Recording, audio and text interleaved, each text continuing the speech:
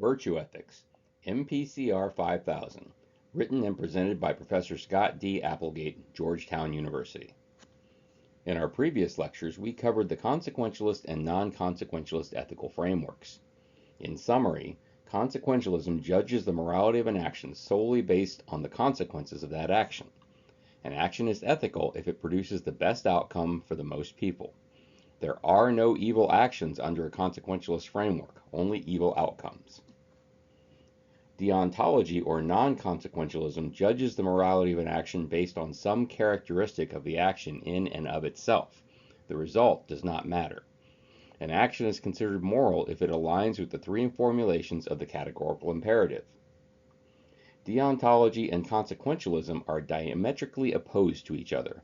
If you are trying to make an argument using both consequentialist and non-consequentialist ethical frameworks, there is a strong chance that one of your arguments is going to be fundamentally flawed. This week, we will focus on our third ethical framework, virtue ethics.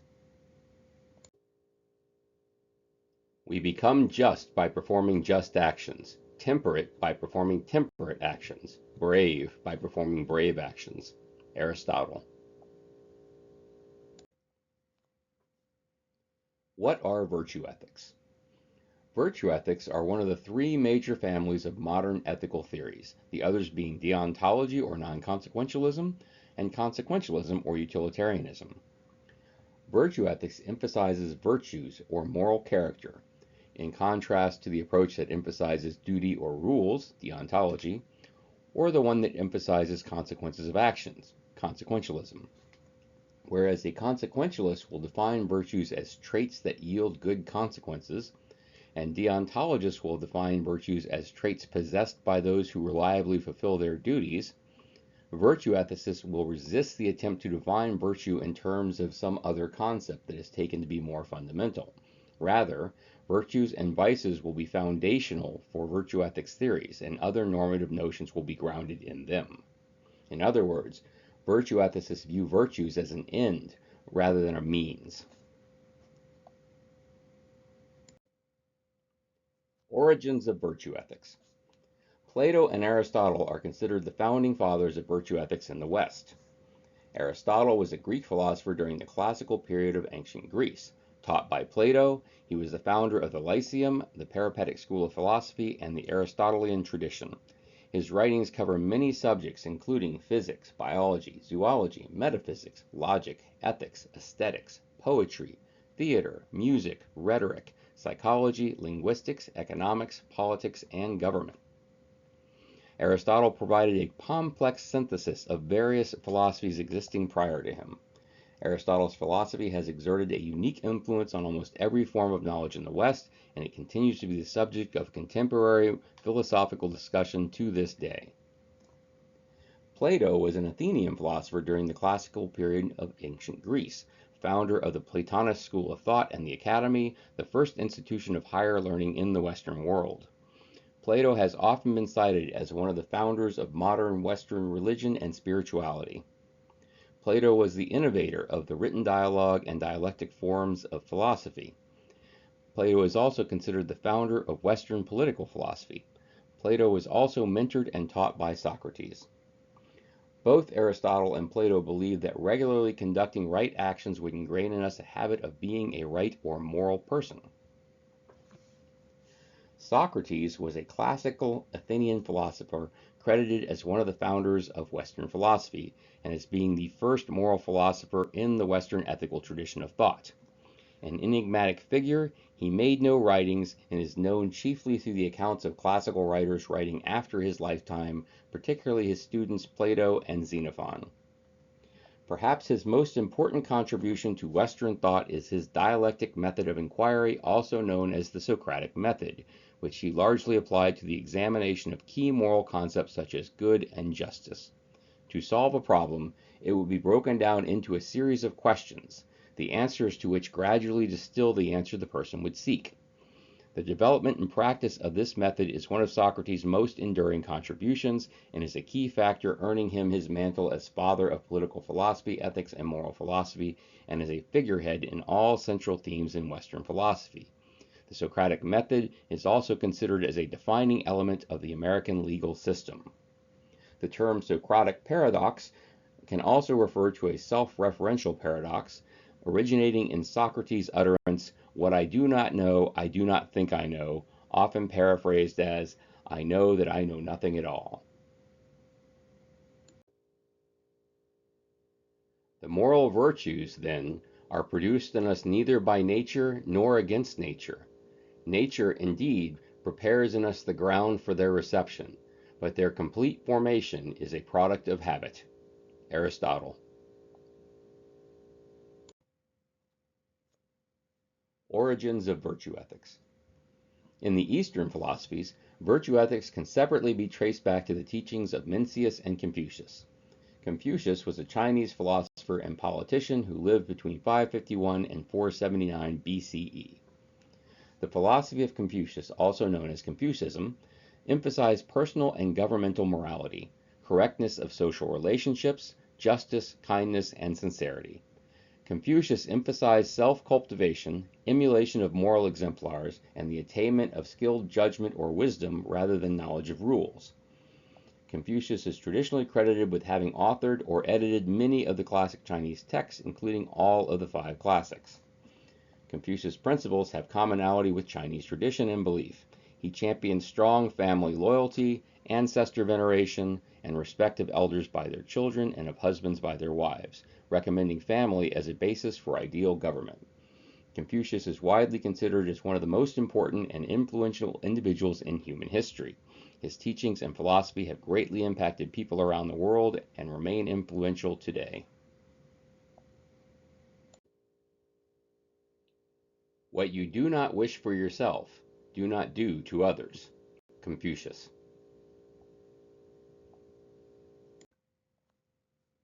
Origins of virtue ethics. In the West, virtue ethics was the prevailing approach to ethical thinking in the ancient and medieval periods. Virtue ethics regained prominence in Western philosophical thought in the 20th century. In the East, Confucianism was practiced as a religion, although it is more akin to a secular ethical philosophy. Confucianism has strongly shaped East Asian societies, Chinese communities, and other parts of Asia. Central concepts of virtue ethics. Although modern virtue ethics does not have to take a neo-Aristotelian or eudaemonist form, in other words, not necessarily founded in classical Greek philosophy, almost any modern version still shows that its roots are in ancient Greek philosophy by the employment of the 3 central concepts derived from it. These are arete, excellence or virtue, phronesis, practical or moral wisdom, and eudaimonia, usually translated as happiness or human flourishing. We will discuss each of these concepts in the upcoming slides. Arete, or virtue. A virtue is an excellent trait of character, one that goes all the way down to the core. A good example would be honesty. What does it mean to be an honest person? Why do you behave honestly? An honest person cannot be identified simply as one who, for example, practices honest dealings and does not cheat. If such actions are done merely because the agent thinks honesty is the best policy, or because they fear being caught, rather than through recognizing to do otherwise would be dishonest, as the relevant reason. An honest person's reasons and choices with respect to honest and dishonest actions reflect their views about honesty, truth, and deception. But of course, such views manifest themselves with respect to other actions and to emotional reactions as well. A virtue ethicist who serves honesty does so to the very core of their being. Valuing honesty as they do, they choose where possible to work with honest people, to have honest friends, to bring up their children to be honest. They disapprove of, dislike, deplore dishonesty, and are not amused by certain tales of chicanery. They despise or pity those who succeed through deception rather than thinking they have been clever. They are unsurprised or pleased as appropriate when honesty triumphs, and are shocked or distressed when those near and dear to them do what is dishonest. This description illustrates how seriously virtue ethicists take and embrace virtues.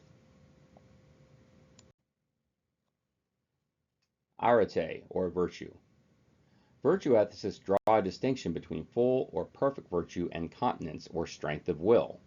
Those who have full or perfect virtue act simply because it aligns with their virtue and is therefore right. They do not struggle against other impulses in order to act. But struggling against other impulses and having the strength of will to act correctly is called continence. In some cases, this can be thought of as falling short of perfect virtue, but motive and context do matter. Describing the continent as falling short of perfect virtue appears to go against the intuition that there is something particularly admirable about people who manage to act when it is especially hard for them to do so. But the plausibility of this depends on exactly what makes it hard.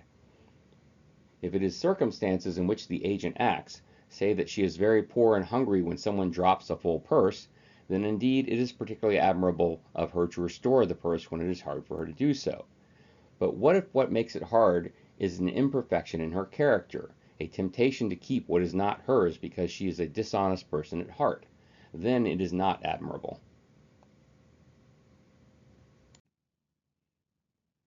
Phronesis or practical wisdom. Phronesis is defined as moral or practical wisdom. It is not enough to just have virtue. You must also have the moral or practical wisdom, gained through experience and deep contemplation, to find the right answer to a dilemma in a particular context. The ordinary usage or the reliance on motivation by inclination gives us what Aristotle calls natural virtue or proto-virtue of full virtue, awaiting perfection by phronesis or practical wisdom. Without phronesis, common virtues can become faults. For example, the saying, generous or honest to a fault, illustrates the potential for a virtue to become a vice without the understanding provided by phronesis. Imagine someone who is so generous that they give away so much of their income they can no longer pay their bills. Or someone who is so honest they always speak the truth, even when it is unnecessarily hurtful to do so. Phronesis or practical wisdom. The concept of phronesis can best be understood by thinking of what a virtuous, morally mature adult has that nice children, including nice adolescents, lack. Practical wisdom. Those of us who have children often find them trying to do the right thing, but causing harm in the process because they lack the experience or wisdom to fully understand the repercussions of their actions. I can recall as a child trying to help my mother clean the dishes after dinner. I loaded up the dishwasher with dirty dishes, poured in some Dawn dish detergent soap into the soap holder, and ran the dishwasher. An hour later, my mother was dealing with a kitchen full of soap studs. My lack of experience and understanding created a much worse situation, even though my intentions were pure and ethical.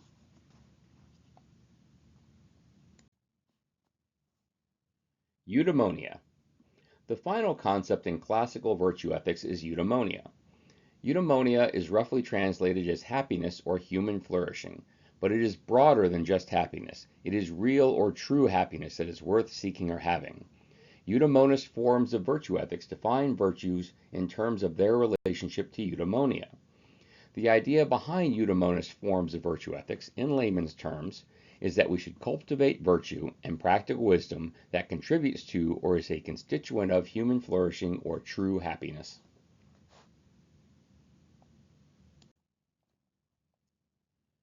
Forms of virtue ethics. While all forms of virtue ethicists agree that virtue is the central premise and that practical wisdom is required, they differ in how they combine these and other concepts to illuminate what we should do in particular contexts and how we should live our lives as a whole. There are four major forms of virtue ethics: eudaimonist virtue ethics, agent-based or exemplarist virtue ethics, target-centered virtue ethics, and Platonistic virtue ethics. We will briefly discuss each of these in the coming slides. Forms of virtue ethics.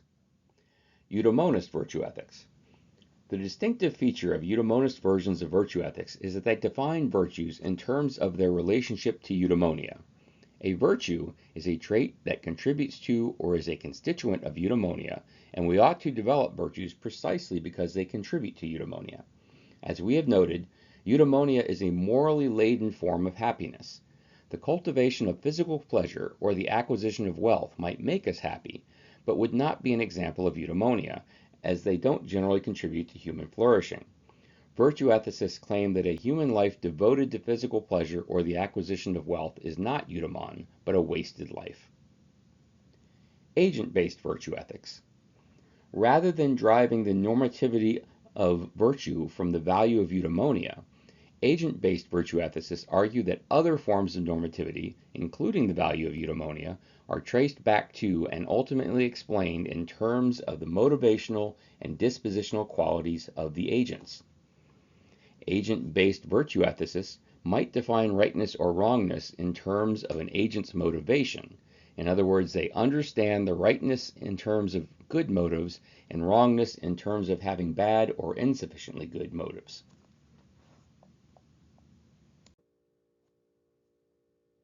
Forms of virtue ethics. Target-centered virtue ethics. In target-centered virtue ethics, a virtuous act is an act that hits the target of a virtue, which is to say that it succeeds in responding to items in its field in a specified way. A complete account of virtue will map out 1. Its field, 2. Its mode of responsiveness, 3. Its basis of moral acknowledgement, and 4. Its target. Different virtues are concerned with different fields. Courage, for example, is concerned with what might harm us, whereas generosity is concerned with the sharing of time, talent, property, and so on. So let's map out a virtue by the 4 aspects I just mentioned. We'll look at generosity. Generosity's field is to be attentive to the benefit that others might enjoy through one's agency. Generosity's mode promotes a good for generosity's basis, namely another's benefit. And generosity's target is an aim to share time, talent, or possession with others in a way that benefits them. A virtue on a target-centered account is a disposition to respond to or acknowledge items within its field or fields in an excellent or good enough way. A virtuous act is an act that hits the target of the virtue, which is to say that it succeeds in responding to items in its field in a specified way. Platonistic virtue ethics. Platonistic virtue can be thought of as the most inward-facing and most contemplative form of virtue ethics. The defining feature of Platonistic virtue ethics is to be that good agency is the truest and fullest sense presupposes the contemplation of the form of the good. In the moral life, the enemy is the fat, relentless ego. Constantly attending to our needs, our desires, our passions, and our thoughts skews our perspective on what the world is actually like and blinds us to the good around us. Contemplating the goodness of something we encounter, which is to say, carefully attending to it for its own sake, in order to understand it, breaks this natural tendency by drawing our attention away from ourselves. Contemplating such goodness with regularity makes room for new habits of thought that focus more readily and more honestly on things other than the self. At the end of the day, there are many different forms of virtue ethics. These 4 are illustrated just to show you some of the subtle differences between the different philosophies. Virtue is the central tenet of all virtue ethics, and all state that phronesis or practical wisdom is required. Beyond that, the subtle differences in how each of these forms of virtue ethics combines arete, phronesis, and other concepts is beyond the scope of this course, and is only illustrated to show you that within each major theory, there are many, many variations. Objections to virtue ethics. Similar to other ethical theories that we have studied, there are those who have raised objections to virtue ethics. We will cover these 8 objections over the next few slides. Objections to virtue ethics. Application. Critics argue virtue ethics does not give us a codified set of rules that a non-virtuous person could understand and apply to act virtuously. There is no procedure for determining what the right action is in any particular case. Virtue ethicists maintain that it is quite unrealistic to imagine that there could be such a code.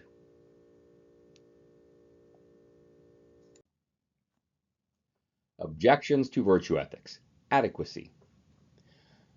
Critics argue that virtue ethics cannot provide an adequate account of right action. It is possible to perform right action without being virtuous, and to perform wrong actions without calling into account the agent's virtue. Both the virtuous and those who lack virtue can create the same actions. Virtue ethicists reject the assumption that virtue ethics ought to be in the business of providing an account of right action, but instead focus on what kind of person one should become and what kind of life one should live.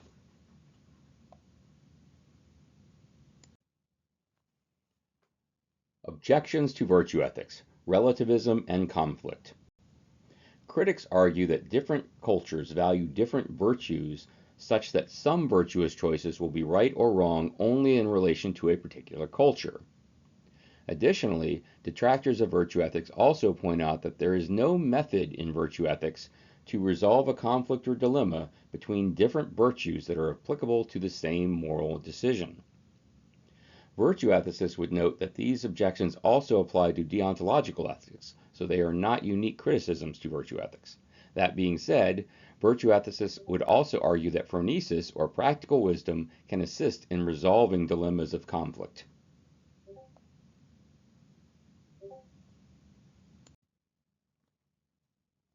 Objections to virtue ethics, self-effacement and justification. An ethical theory is self-effacing if roughly whatever it claims justifies a particular action or makes it right is the moral agent's motive for doing it. In other words, we shouldn't cultivate honesty because virtue ethics tells us honesty is a good virtue. We should cultivate honesty because we are indeed an honest person. All three families of ethics suffer from self-effacement. The moral agent who rightly visits a friend in a hospital will rather lessen the impact of that visit if he tells her he is doing it because it is his duty, or because he thought it would maximize the general happiness. But she won't be any better pleased if he tells her that he is visiting her because it is what a virtuous moral agent would do. So virtue ethics would appear to have the self-effacement problem as deontology and consequentialism. It is important to do the right thing because it is the right thing to do, not because some ethical theory tells us it's the right thing to do. Justification. How do we justify or ground our ethical beliefs? In its particular versions, for deontology there is the question of how to justify its claims that certain moral rules are the correct ones, and for utilitarianism, of how to justify its claim that all that really matters morally are consequences for happiness or well-being. For virtue ethics, the problem concerns the question of which character traits are actually virtues.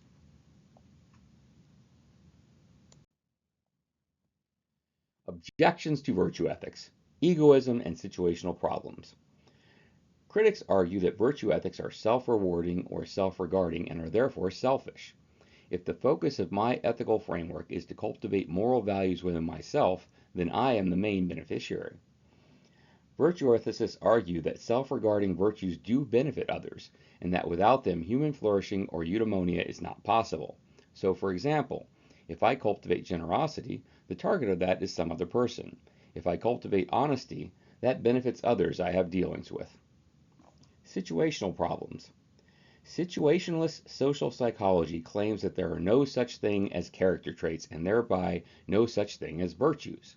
But as is often the case in things involving the human mind, the science is still out on this issue, and there are contradictory scientific works out there that dispute these findings.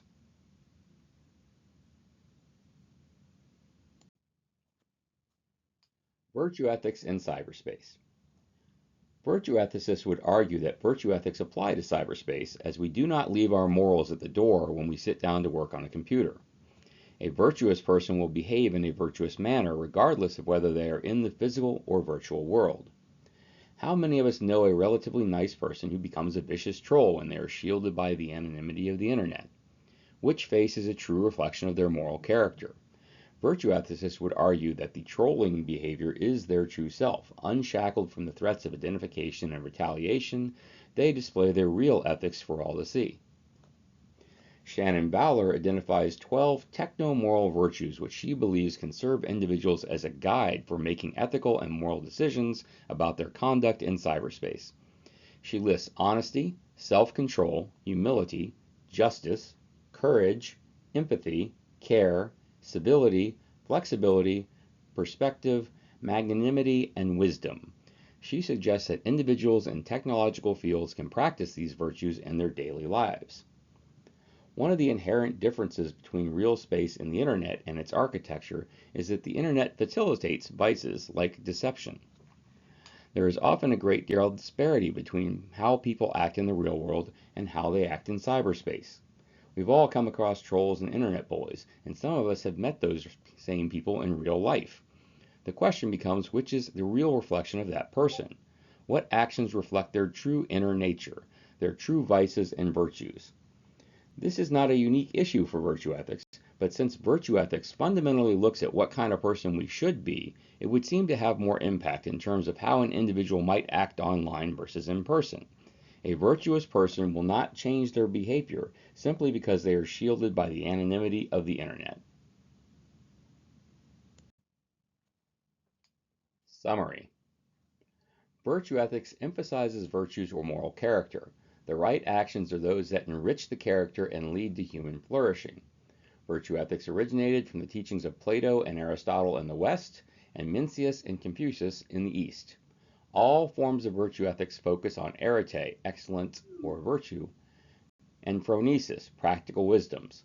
Some forms involve eudaimonia or human flourishing or other concepts.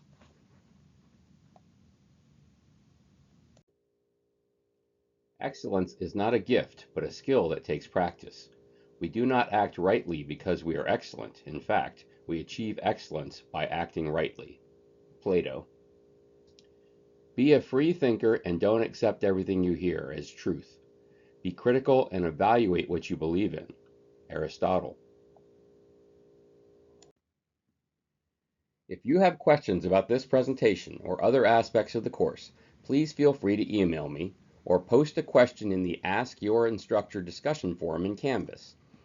I tend to respond to email much faster than to forum posts, but if you believe your question may be of interest to other students, then the Ask Your Instructor forum may be the more appropriate venue for your question. This has been Virtue Ethics, MPCR 5000, written and presented by Professor Scott D. Applegate, Georgetown University.